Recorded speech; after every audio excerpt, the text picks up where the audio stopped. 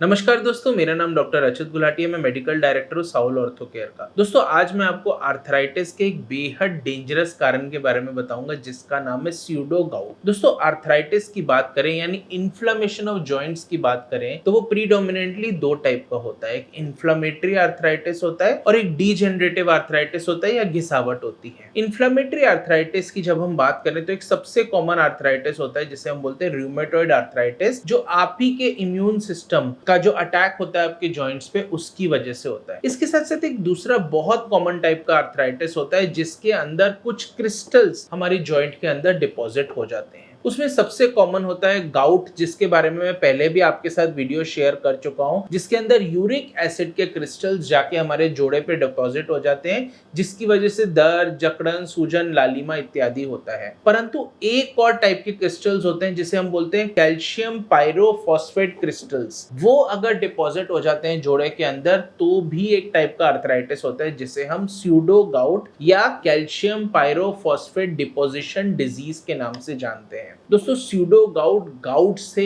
या rheumatoid arthritis से या घिसावट या ऑस्टियो आर्थराइटिस से बहुत ज्यादा डेंजरस है, क्योंकि अगर ये क्रिस्टल डिपोजिशन हो जाती है जॉइंट्स के अंदर तो ये परमानेंट डिफॉर्मिटी तक भी ले जा सकती है, यानी आपका जॉइंट कभी भी मूव नहीं होगा, आपका जॉइंट वैसे का वैसा ही स्टैटिक रह जाएगा। Calcium pyrophosphate deposition generally ageing के साथ में होती है। ऐसा माना गया है कि ऑलमोस्ट 85 इयर्स से ऊपर जो हमारे एडल्ट्स होते हैं 90% ज्यादा लोगों के अंदर कैल्शियम पायरोफॉस्फेट क्रिस्टल डिपोजिशन किसी ना किसी लेवल पे जॉइंट्स के अंदर हुई होती है। पर ऐसा जरूरी नहीं है हर किसी के अगर सीपीपीडी क्रिस्टल्स डिपॉजिट हो जाते हैं तो उनको स्यूडो गाउट ही हो जाता है। सीपीपीडी क्रिस्टल्स डिपोजिशन जब एक मात्रा से ज्यादा हो जाते हैं और वो इन्फ्लेमेशन या जलन कॉज करने लगते हैं, उसके बाद आपके जॉइंट्स के अंदर सूजन, जकड़न, लालिमा इत्यादि होने लगती है, जिसे हम स्यूडो गाउट बोलते हैं।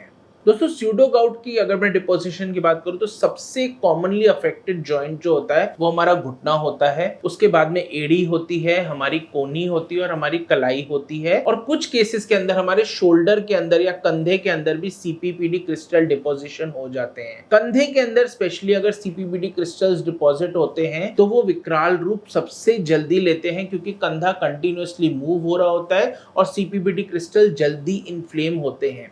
इस प्रॉब्लम को हम मिल्वाउकी शोल्डर भी बोलते हैं। दोस्तों, स्यूडो गाउट के सिम्टम्स की अगर बात करें तो जोड़ों के अंदर बहुत तीव्र दर्द होएगा। वो दर्द जनरली रात के समय होता है। जब हम सुबह सो के उठते हैं तो बहुत ज्यादा जकड़न फील होएगी, लालिमा भी हो सकती है, उसको टच करने के अंदर गर्माहट भी हो सकती है, सूजन भी आ सकती है जोड़ों के अंदर। इसके कंटिन्यूअस फ्लेयर्स भी आ सकते हैं, यानी अगर आप सीपीपीडी का इलाज भी करा रहे हैं तो बीच बीच में सीजनल वेरिएशंस भी आ सकती हैं, फ्लेयर्स भी आ सकते हैं। दोस्तों, अगर इसके रिस्क फैक्टर्स की बात करें तो सबसे कॉमनली ओल्ड एज के अंदर ये ज्यादा होता है। अगर आपके किसी जोड़े में चोट लग गई है तो रिस्क ज्यादा बढ़ जाता है। कुछ पर्टिकुलर जेनेटिक डिसऑर्डर्स होते हैं जिसके अंदर सीपीबीडी क्रिस्टल्स की डिपोजिशन के चांसेस बढ़ जाते हैं। अगर आपके ब्लड के अंदर मैग्नीशियम का अमाउंट घट जाए और कैल्शियम का अमाउंट एक्स्ट्राऑर्डिनरी बढ़ जाए तो सीपीबीडी क्रिस्टल्स डिपॉजिट होने का चांसेस ज्यादा बढ़ जाते हैं। इसके साथ साथ जेनेटिक कुछ केसेस होते हैं, यदि फैमिली हिस्ट्री है स्यूडो गाउट के, आपके पेरेंट्स या ग्रैंड पेरेंट्स को हुआ है तो भी आपके अंदर ज्यादा चांसेस हैं। और अगर आपकी बॉडी में आयरन की मात्रा बढ़ जाती है जिसे हम हीमोक्रोमेटोमोसिस बोलते हैं, वो भी सीपीपीडी क्रिस्टल्स डिपोजिशन के लिए आपको ज्यादा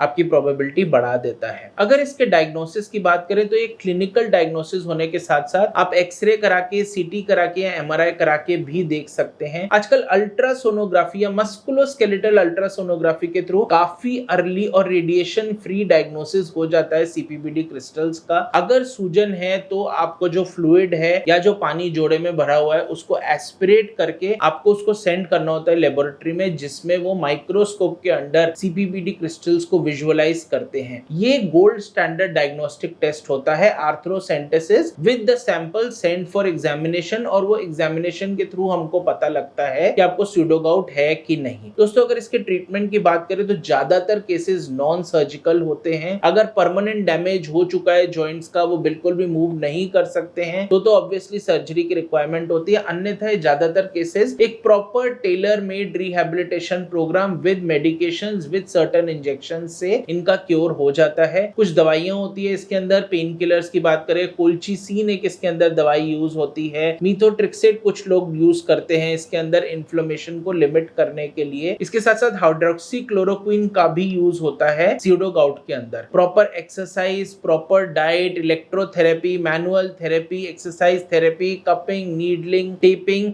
और कुछ injections, particularly anti inflammatory injections होते हैं जो कि जॉइंट्स के अंदर देने होते हैं और वो स्यूडो गाउट के ज्यादातर केसेस को क्योर कर देते हैं। तो दोस्तों इस वीडियो को ज्यादा से ज्यादा लोगों के साथ शेयर कीजिए। अगर आपके किसी परिजन के जोड़ों में दर्द है और सूजन, जकड़न, लालिमा रहती है तो उसको कभी भी अनदेखा ना करें। उसका सटीक डायग्नोसिस होना और फटाफट ट्रीटमेंट होना बहुत जरूरी है, वरना परमानेंट डिफॉर्मिटी भी आपके जोड़े के अंदर हो सकती है। इस वीडियो को ज्यादा से ज्यादा लोगों के साथ शेयर कीजिए और ऐसी जानकारी भरे वीडियोस देखने के लिए इस चैनल को जरूर सब्सक्राइब कीजिए और इस वीडियो से रिलेटेड आपका कोई भी डाउट हो तो बेझिझक कमेंट बॉक्स में टाइप कीजिए। Thank you.